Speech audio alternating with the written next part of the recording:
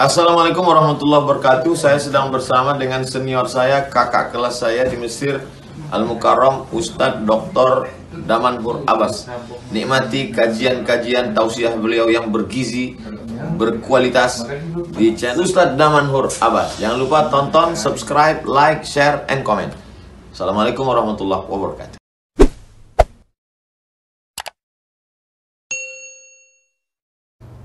Assalamualaikum warahmatullahi wabarakatuh. Alhamdulillahilladzi ahyana ba'dama amatana wa ilaihin nusyur. Asyhadu an la ilaha illallah lahu da'watul haq. Harisun 'alaiha wa aujaba tabsyiri biha wal takum minkum ummatu yad'una ilal khair wa ya'muruna bil ma'ruf wa yanhauna 'anil munkar wa ulaika humul muflihun. وأشهد أن محمدا عبده ورسوله بلغ الرسالة وأمانه ونصح الأمة وكشف الغمة حتى أتانا اليقين ليلها كنهارها لا يزيغ عنها إلا حالك اللهم صل وسلم وبارك على سيدنا محمد النبي الأمي الحبيب المحبوب العلي القدر العظيم الجه وعلى أزواجه أمهات المؤمنين وذرياته وآل بيته وأصحابه أجمعين. Rabbi shrah li sadri wa yassir li amri wa hlul 'uqdatam min lisani yafqahu qawli, amma ba'. Para asatiz yang saya muliakan, ayah bunda yang saya cintai, dan bapak ibu jemaah salat subuh yang dirahmati Allah, marilah senantiasa kita memanjatkan puji dan syukur kita kepada Allah yang telah memberikan nikmat kehidupan kepada kita pada saat Allah mematikan kita tadi malam. Allah mengembalikan ruh kita ke dalam jasad kita sehingga kita bisa terbangun di subuh yang berbahagia ini, dan merupakan salah satu nikmat yang masih Allah berikan kepada kita pada saat subuh yang berbahagia ini. Kita masih bisa tetap berdiam diri di tempat yang penuh dengan keberkahan sembari sambil beriktikaf di tempat rumah mulia Allah ini. Maka ini merupakan kesalihan yang terus harus kita syukuri, dikarenakan setiap kesalihan tersebut merupakan kenikmatan, dan kenikmatan tersebut insya Allah akan kita dapatkan ganjarannya pada saat nanti hari dibangkitkan, hari yang akan diberikan kitab dari tangan kanan kita. Salawat dan salam mari sama-sama kita panjatkan kepada junjungan kita Nabi besar Muhammad sallallahu alaihi wasallam yang telah mengajarkan kepada kita segala aspek tatanan kehidupan manusia. Salah satu yang diajarkan oleh baginda Rasulullah sallallahu alaihi wasallam adalah untuk menuntut ilmu. Barang siapa yang berada di dalam majlis ilmu, seakan-akan dia berada min riyadil jannah, raudhatun min riyadil jannah. Maka keberadaan kita pada subuh yang berbahagia ini, pada saat kita duduk di tempat yang penuh dengan keberkahan ini merupakan kita sedang berada di dalam taman surga. Kalaulah seandainya bagaimana kita bisa merasakan sensasinya sebuah taman yang indah, maka ini adalah sebenarnya taman yang paling indah. Tempat menuntut ilmu berada di dalam majelis ini, inilah yang dinamakan dengan raudhatun min riyadil jannah. Maka bersyukurlah kepada Allah dan kepada baginda Rasulullah. Kenapa kita betah untuk tidak pulang langsung? Dikarenakan kita tahu apa yang disampaikan oleh baginda Rasulullah. Kalaulah seandainya Rasul tidak pernah menyampaikan kepada kita berada di dalam majelis ilmu itu bagaikan berada di dalam tamannya syurga, mungkin kita semuanya akan pulang, sehingga saya akan tinggal sendiri di tempat ini, tidak ada yang mau mendengarkan tausiah subuh ini. Namun dikarenakan ajaran dari baginda Rasulullah, sehingga kita masih betah untuk duduk di dalam majelis ilmu mendengarkan satu dua ayat Allah yang dibacakan. Oleh sebab itu, Bapak Ibu jemaah yang dirahmati Allah, senantiasalah memperbanyak selawat kepada baginda Rasulullah. Agar apa? Agar rasa cinta kita kepada baginda itu tumbuh di dalam jiwa kita, sehingga kita tidak merasa berat pada saat kita ingin melaksanakan apapun yang diperintahkan oleh baginda, tidak terasa berat. Ini sebenarnya rasa yang harus kita hadirkan, rasa kecintaan kita kepada baginda Rasulullah SAW. Semoga seluruh jamaah yang berhadir pada subuh yang berbahagia ini merupakan di antara umat Nabi Muhammad SAW yang akan diberikan syafaat oleh baginda Rasulullah SAW. Kita semua akan mencari baginda Rasulullah. Bayangkan manusia dari pertama Adam sampai nanti dengan hari akhirat. Populasi manusia hari ini itu adalah sekitar 7 miliar. Bagaimana cara antrinya 7 miliar itu untuk ketemu dengan satu orang sosok, yaitu sosok Nabi Muhammad SAW.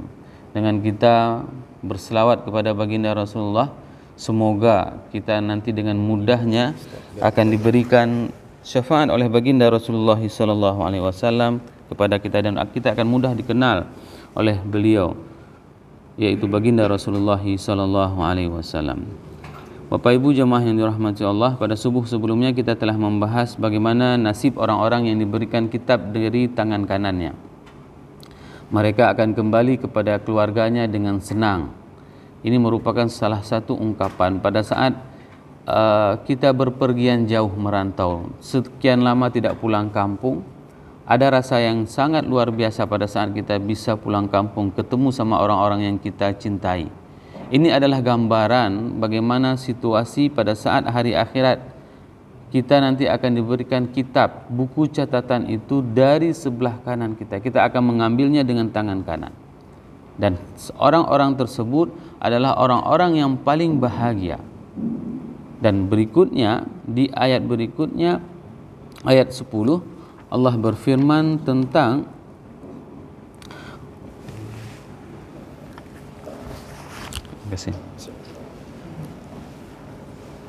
pada ayat 10 Allah berfirman, wa amma man utiya kitabahu wara'a dhahri, dan barang siapa yang diberikan kitab itu dari belakangnya. Bayangkan, Allah memberikan buku catatan itu tidak diambil dari kanan, bukan lagi dari kiri, ya, akan tetapi dari belakang. Seseorang itu akan mengambil rapor, buku catatan SKP bahasanya, itu dari belakang. Wa amma man utiya kitabahu wara'a dhahri fasawfa yad'u thubura, maka pada saat itu orang tersebut akan mengatakan, celakalah aku. Wa yasla sa'ira, dan dia itu akan dimasukkan ke dalam neraka sa'ir. Innahu kana fi ahlihi masrura, dulunya dia itu adalah orang-orang yang mempunyai kebahagiaan pada saat hidup di dunia. Innahu dhanna an la yahur, sesungguhnya dia menyangka tidak akan adanya hari kebangkitan.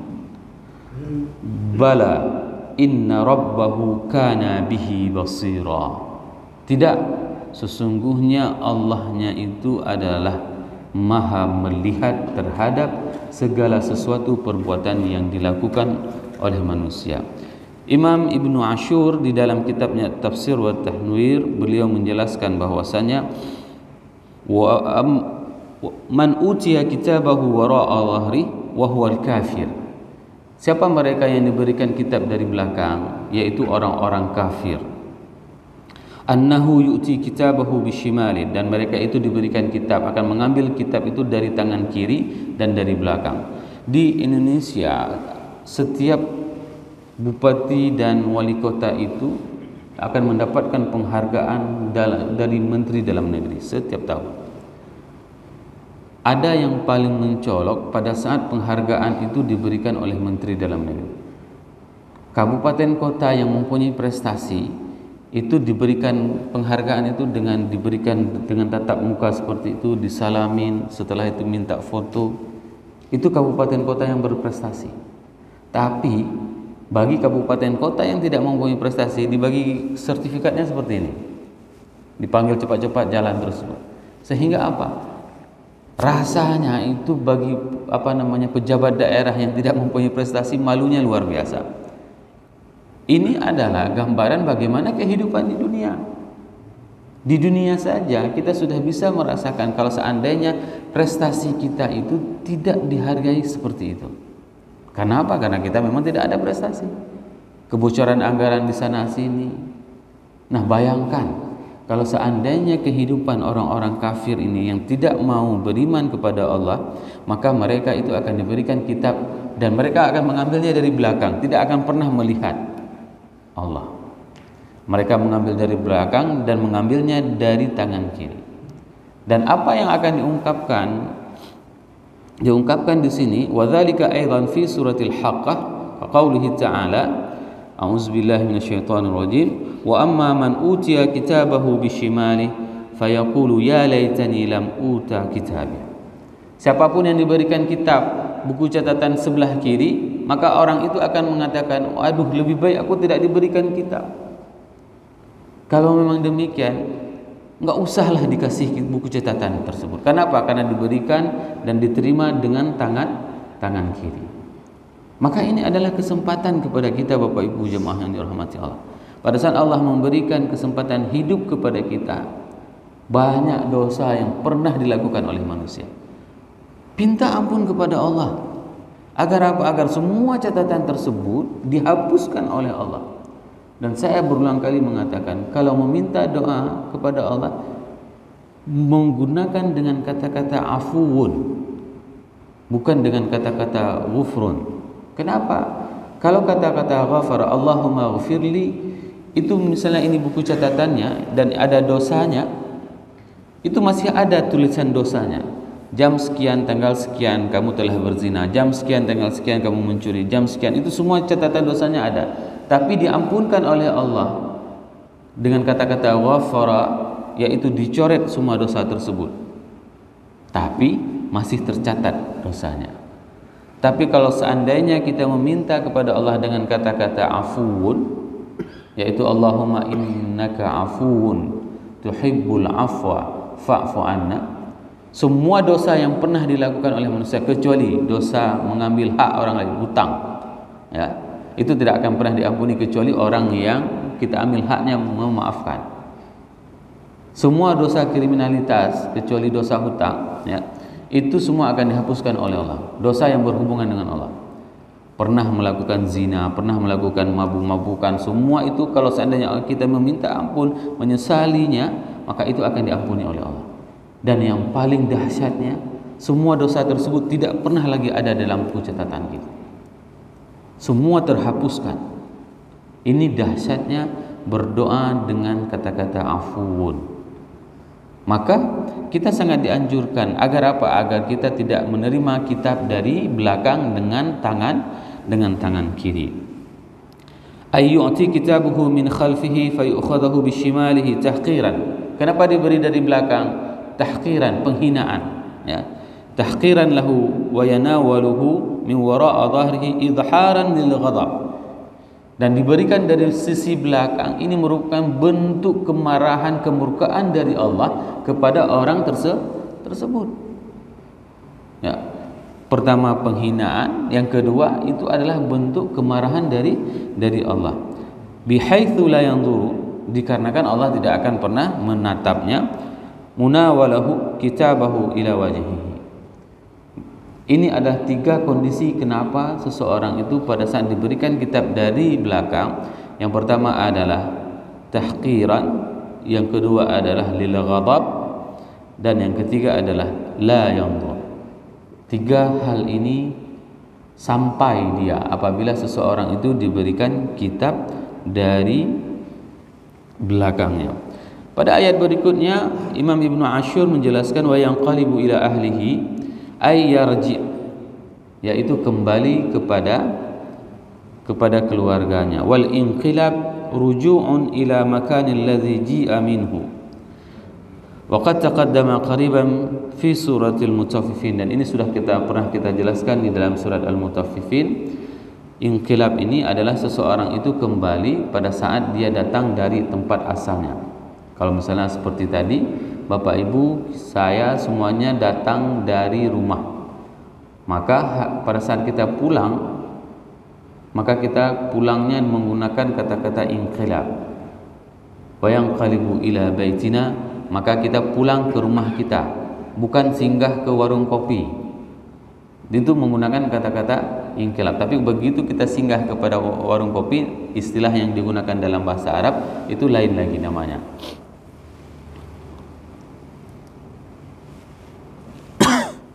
Al-ahlu al-ashirah min zaujati wal abna'ul wa quraba.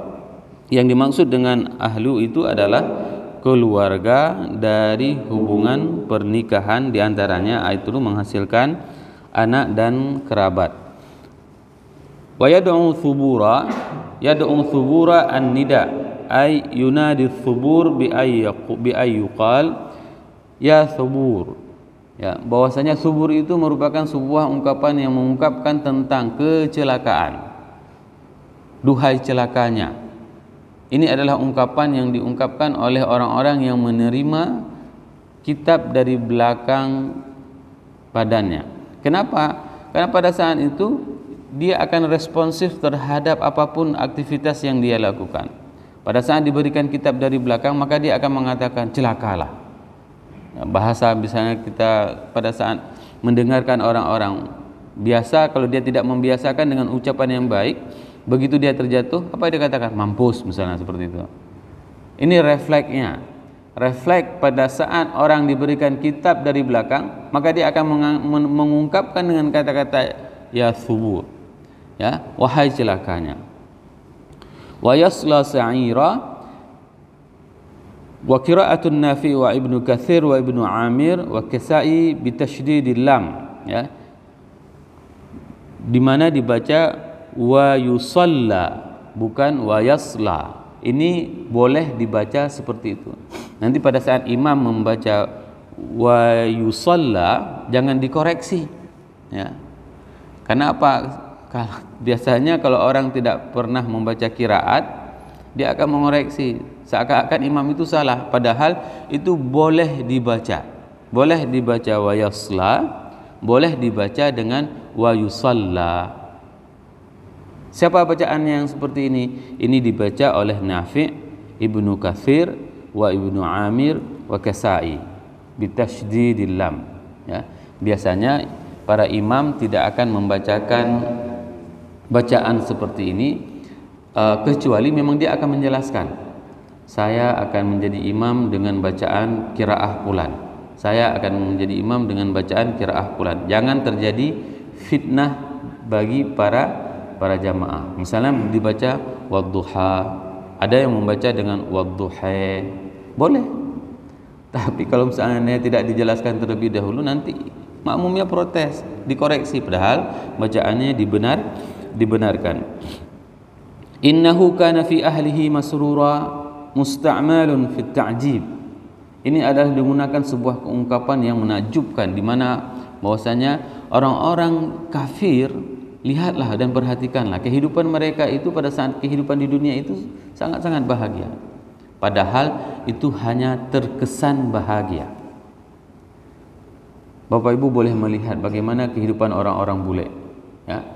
Kalau kita melihat dengan sekilas saja, seakan-akan mereka hidupnya bahagia sekali, padahal tidak. Kenapa? Seorang ayah tidak mempunyai hak lagi untuk mengatur anaknya apabila anaknya itu sudah 17 tahun. Dan apa yang dilakukan oleh seorang anak pada saat orang tuanya sudah tua? Ditaruh di panti jompo. Sehingga apa? Para ibu-ibu di Eropa, mereka itu paling senang kalau seandainya anaknya menikah dengan orang Asia, khususnya orang Islam. Kenapa? Karena dia tidak akan pernah ditaruh di panti jompo, akan diletakkan di rumahnya. Kenapa? Dikarenakan hanya Islam, ajaran agama yang mengajarkan kepada manusia untuk berbakti kepada orang tua. Lihatlah agama-agama lain, bagaimana mereka memperlakukan orang tua yang telah melahirkan anaknya, membesarkan anaknya, tapi itu dibatasi dengan aturan-aturan negara yang membuat negara tersebut akan membuat orang tua itu akan sangat tersiksa.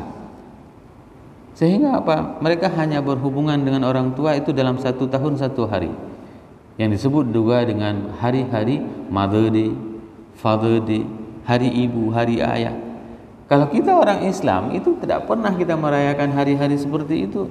Kenapa? Karena hari-hari dalam Islam setiap hari itu diisi untuk berbakti kepada orang tua bagi yang masih punya orang tua.